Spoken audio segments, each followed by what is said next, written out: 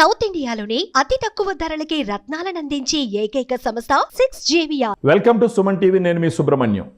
ఒక పక్క చంద్రబాబు నాయుడు గారు, లోకేష్ గారు బృందంతో దావోస్లో పెట్టుబడుల వేటలో చాలా బిజీగా ఉన్నప్పటికీ ఈరోజు హడ్కో నుంచి 11,000 కోట్లు అమరావతి నిర్మాణ పనుల కోసం అప్రూవల్ తీసుకోవడం జరిగింది.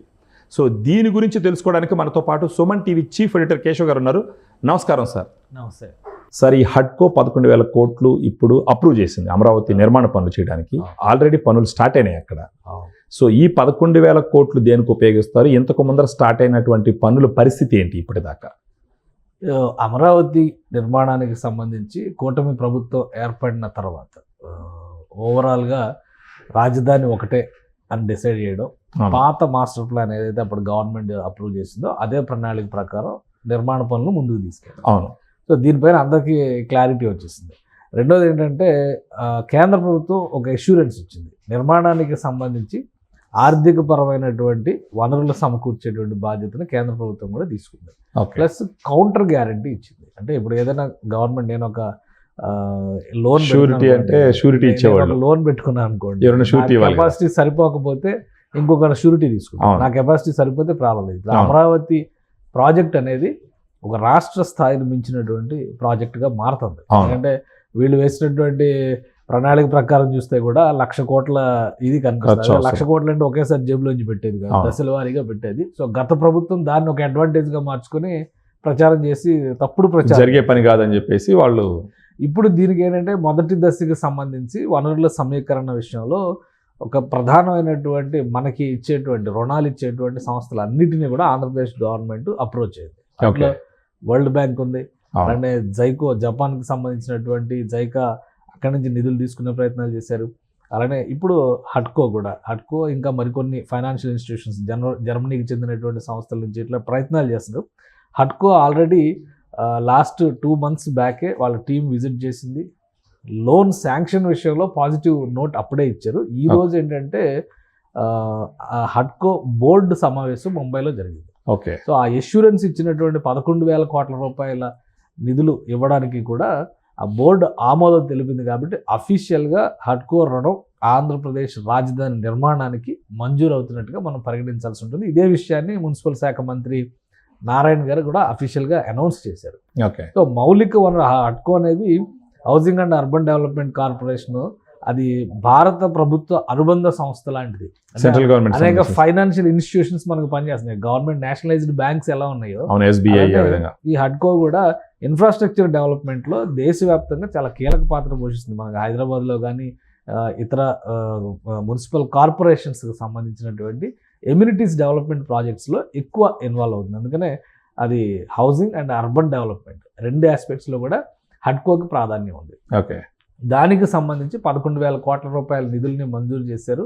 ఆల్రెడీ 2-3 రోజుల క్రితం మీరు అబ్జర్వ్ చేస్తే కనుక అమరావతి డెవలప్మెంట్ కార్పొరేషన్, ఎందుకంటే అమరావతి అనేది ఒక రాజధాని, మొత్తం నగర స్వరూపాన్ని చూస్తే కనుక పెద్దగా కనిపిస్తుంది. కానీ అడ్మినిస్ట్రేటివ్ డెవలప్మెంట్ ఆస్పెక్ట్లో చూసినప్పుడు అమరావతి డెవలప్మెంట్ కార్పొరేషన్ ప్రత్యేకంగా అక్కడ ఇన్ఫ్రాస్ట్రక్చర్ డెవలప్మెంట్ పైన ఫోకస్ పెడుతుంది. సిటీ బ్యూటిఫికేషన్ దగ్గర నుంచి వరద నీటి నియంత్రణ, తాగునీరు నియంత్రణ, అలాగే drainage facility, road systems development, ఇటువంటి వాటి అన్నిటిపైన కూడా ప్రాజెక్ట్ టెండర్స్ కూడా కాల్ చేశారు.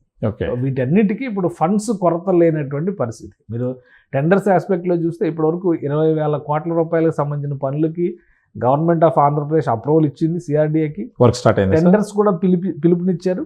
కొన్ని పనులు మొదలయ్యాయి.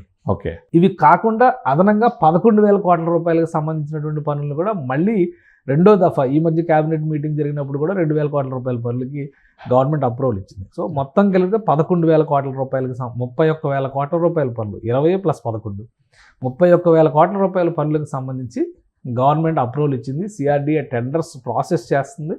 ఇవన్నీ కూడా స్టేజ్ బై స్టేజ్ అప్రూవల్ అవుతుంది. అంటే పనులు కాంట్రాక్టర్స్కి అప్పగించేటప్పుడు నిధుల కొరత లేకుండా చూసుకోవాలి. కాబట్టి అన్ని విధాలుగా కూడా నిధుల్ని సమకూర్చుకునేటువంటి పనులను వేగవంతం చేసింది ఆంధ్రప్రదేశ్ ప్రభుత్వం. అందులో భాగంగా హడ్కో రుణం ఇప్పుడు మంజూరైంది. హడ్కో రుణానికి సంబంధించి దానికి డిజిగ్నేటెడ్ ప్రాజెక్ట్స్ ఏమున్నాయో ఆ ప్రాజెక్ట్స్కి సంబంధించిన డిపిఆర్లు ఆల్రెడీ సబ్మిట్ చేస్తేనే ఈ అప్రూవల్ అనేది బోర్డులో డిస్కషన్కి వస్తుంది. సో ప్రైమరీ ప్రపోజల్ కాదు, ఇది ఫైనల్ ప్రపోజల్. కాబట్టి ఖర్చు పెట్టాలన్న వాటికి టెండర్స్ ఆల్రెడీ పిలిచారు. కాబట్టి ఈ నిధుల కొరత లేకుండా ఇప్పుడు ఆంధ్రప్రదేశ్ రాజధాని నిర్మాణ పనుల్ని వేగంగా ముందుకు తీసుకెళ్ళడానికి మార్గం సుగమమైనట్టుగా మనం చూడాల్సి ఉంటుంది. ఇప్పటిదాకా ఒక 40-50 వేల కోట్లు అప్రూవల్ అయి ఉంటుంది సార్ వీళ్ళకి, అంటే సమీకరించగలిగినారా? అమరావతి ప్రాజెక్టు ఫేజ్ 1 ఎక్స్పెండిచర్ అంచనాలు వీళ్ళు వేసుకున్న దాని ప్రకారం చూస్తేనే 45,000 కోట్ల రూపాయల దాకా కనిపిస్తుంది. అవును. సో ఇక్కడ దాదాపు 30,000 కోట్ల రూపాయలు, 15,000 కోట్ల రూపాయలు కేంద్ర ప్రభుత్వం ఇస్తున్నటువంటి గ్యారంటీతో వరల్డ్ బ్యాంక్ నుంచి వస్తున్నటువంటి రుణం ఉంది. మరొక 17,000 కోట్ల రూపాయల దాకా జైకా నుంచి వస్తున్నటువంటి ఫండింగ్ ఉంది. Japanese based, Germany based funding institutions నుంచి కూడా తీసుకుంటున్నారు. ఇప్పుడు ఇది ఒక 11,000 కోట్ల రూపాయలు, మొత్తం 37,000 కోట్ల రూపాయలకి దాదాపుగా ఆంధ్రప్రదేశ్ ప్రభుత్వం ప్రపోజల్స్ పెట్టింది. అవన్నీ కూడా అప్రూవల్స్ దశలో ఉన్నాయి. అంటే ఆల్మోస్ట్ అన్నీ అప్రూవ్ అయిపోయినట్టుగానే చూడాల్సి ఉంటుంది. సో రిమైనింగ్ కొరత వస్తున్న దానిలో, షార్టేజ్ వస్తున్న దానిలో ఒక 9,000 కోట్ల రూపాయల నుంచి 10,000 కోట్ల రూపాయల వరకు షార్టేజ్ ఉందనేటువంటి లెక్కన ఆల్రెడీ చెప్పారు. దాన్ని బాండ్స్ రూపంలో సమీకరించాలా, పీపీపీ మోడల్ ద్వారా 4Ps అని చెప్పి ఇప్పుడు కొత్తగా తీసుకొస్తున్నారు కాబట్టి ఆ మోడల్లో సమీకరించాలనేది దానిపైన వర్కౌట్ చేస్తున్నారు. కానీ ఇప్పుడు టేకప్ చేస్తున్నటువంటి టెండర్స్ కానీ ప్రాజెక్ట్స్ కానీ వీళ్ళు ఇప్పుడు కాల్ఫర్ చేసినటువంటి కంపెనీలు, అంటే పెండింగ్ వర్క్స్ ఏవైతే మిగిలిపోయినా అవన్నీ కూడా మ్యాక్సిమం ఇన్ఫ్రాస్ట్రక్చర్ డెవలప్మెంట్కి సంబంధించి, అంటే అమరావతి నగర స్వరూపాన్ని ఆవిష్కరించేటువంటి పనులకి ప్రథమ ప్రాధాన్యం ఇచ్చారు. ఈ పనులు పూర్తి చేయడంతో పాటు పెండింగ్ ప్రాజెక్ట్స్ ఏవైతే బిల్డింగ్స్ ఆల్రెడీ కన్స్ట్రక్షన్ చేసి 30%, 20%, 30% నుంచి 85%, 90% అయినటువంటి బిల్డింగ్లు ఉన్నాయో వాటిని ఫస్ట్ ప్రయారిటీలో కంప్లీట్ చేయబోతున్నారు. ఓకే. వీటితో పాటు కేవలం 10%, 15%, 20% అయినటువంటి వర్క్స్ ఉన్నాయి. Iconic towers, assembly building, high court permanent building, వీటన్నిటికీ సంబంధించి ఫిబ్రవరి మాసాంతానికి పనులు మొదలు పెట్టడానికి ప్రణాళికలను సిద్ధం చేసుకుంది ఆంధ్రప్రదేశ్ ప్రభుత్వం. దానికి తగ్గట్టుగానే అక్కడ చేయాల్సినటువంటి ప్రైమరీ వర్క్స్, ఉదాహరణకి ఇప్పుడు ఐకానిక్ టవర్స్ దగ్గర డీవాటరింగ్ పని శరవేగంగా పూర్తయింది. అవును. ఆల్రెడీ బ్లాక్ 1, బ్లాక్ 2 కంప్లీట్ అయింది. బ్లాక్ 3, బ్లాక్ 4, బ్లాక్ 6లో హైకోర్టు బిల్డింగ్ ఉన్నటువంటి ప్రదేశంలో వీటి దగ్గర నీళ్లు తీసేటువంటి పని జరుగుతుంది. అంటే ఒక 10 రోజుల్లో అది క్లియర్ అయితే మరొక 15-20 రోజుల్లో ఆ వర్క్స్ గతంలో ఇచ్చినవి అంచనాలు సవరించిన తర్వాత ఉన్నటువంటి డిపిఆర్లు వీటన్నిటి స్క్రూటినీ చేసిన తర్వాత బహుశా 15-20 రోజుల్లో ఆ పనులు కూడా ఇచ్చేటువంటి అవకాశం ఉంది. అవి ఇస్తే బహుశా ఫిబ్రవరి ఎండింగ్ నుంచి ఈ పనులు కూడా మొదలవుతాయి. అంటే ఇన్ఫ్రాస్ట్రక్చర్ పనులు, ప్రాజెక్ట్ బేస్డ్ పనులు, పర్మనెంట్ స్ట్రక్చర్స్, ఐకానిక్ స్ట్రక్చర్స్ అని ఏవైతే చెప్పారో వాటికి సంబంధించిన పనులు, అంటే 4 రకాల పనులు ఒకేసారి మొదలవుతాయి. ఫిబ్రవరి ఎండింగ్ నుంచి అమరావతిలో కన్స్ట్రక్షన్ యాక్టివిటీ విపరీతమైనటువంటి రీతిలో జరగడానికి అవకాశం ఉంది. ఆ స్థాయిలో జరిగేటప్పుడు అక్కడ మానవ వనరులు కానీ, టెక్నికాలిటీస్ కానీ, అలానే ఫండ్స్ కొరత లేకుండా చూసుకోవాల్సిన బాధ్యత కానీ ఇవి 3 కూడా రాష్ట్ర ప్రభుత్వంలోనే ఉంటాయి. సో వీటన్నిటిని ఇంటిగ్రేట్ చేసేటువంటి క్రమంలోనే వివిధ ప్రభుత్వ రంగ సంస్థలు, ప్రైవేటు భాగస్వామ్యాలు, ఇతర మార్గాలు, అంటే రుణ సమీకరణకి కావాల్సినటువంటి ఇతర మార్గాలపైన కూడా ప్రభుత్వం ఫోకస్ పెట్టింది. కాబట్టి ఈ పనులన్నిటికీ కూడా మ్యాక్సిమం పెట్టుకున్నటువంటి టార్గెట్ 2 సంవత్సరాలు. 2 సంవత్సరాలు ఈ పనులు కంప్లీట్ అవ్వాలి. అంటే 2027 చివరి నాటికి ఆంధ్రప్రదేశ్ రాజధాని స్వరూపాన్ని ఆవిష్కరించేటువంటి ప్రయత్నం ఒక టార్గెట్ పెట్టుకున్నట్టుగా పనిచేస్తున్నారు. కాబట్టి దానికి కావాల్సినటువంటి ప్రణాళిక మొత్తాన్ని కూడా, రూట్ మ్యాప్ మొత్తాన్ని కూడా ఏపీ గవర్నమెంట్, ఏపీ సిఆర్డీఏ ప్యారల్గా అమలు చేసుకుంటూ ముందుకు వెళ్తున్నారని అర్థం చేసుకోవచ్చు మనం. సో ఇప్పుడు మనకు మామూలుగా అంటారు కదా సార్, ఈ అమరావతి నిర్మాణం నచ్చనటువంటి చాలామంది అక్కడ ఎన్ని దగ్గరలో అప్పులు తెచ్చేసి పెట్టేస్తున్నారు, ఆ భారం అంతా మీ మీద పడుతుంది, పథకాలు మీకు ఇవ్వరని చెప్పేసి ప్రచారం ఒకటి మొదలైంది. వాళ్ళకి ఇచ్చే సమాధానం ఏంటి సార్? అంటే పవన్ కళ్యాణ్ గారు ఒక డైలాగ్ చెప్తా ఉంటారు, అంటే అది గుంటూరు శేషేంద్ర శర్మ గారి కవిత్వం. అది మూర్ఖుడు గడియారం ముళ్ళును పట్టుకున్నంత మాత్రాన ధరాగమనం ఆగిపోతుందా అని. ఇప్పుడు కళ్ళు తెరవని వాడు తెరిపించాలనే ప్రయత్నం చేయడం వల్ల వాటితో మనకు ఉపయోగం లేదు. కళ్ళు తెరుచుకున్నవాడు చూడగలిగితే చాలు.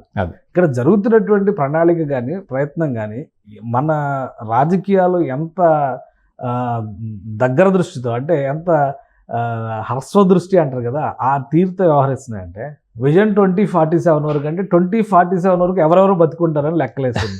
వీళ్ళకి ఏమైనా గ్యారంటీ ఉంటుందా? అది కదా, రాజశేఖర రెడ్డి గారు 2009 ఎలక్షన్స్ తర్వాత అంత తొందరగా చనిపోతారని ఎవరైనా అనుకోలేదు. కాబట్టి ఎవరికి గ్యారంటీ లేదు, లైఫ్కి లేదు, భావితరాల కోసం చేసేది. అది ఒక సమగ్రమైనటువంటి ప్రణాళిక. ఏంటంటే 2047 నాటికి ఈ దేశానికి స్వాతంత్రం వచ్చి 100 ఏళ్ళు అవుతుంది.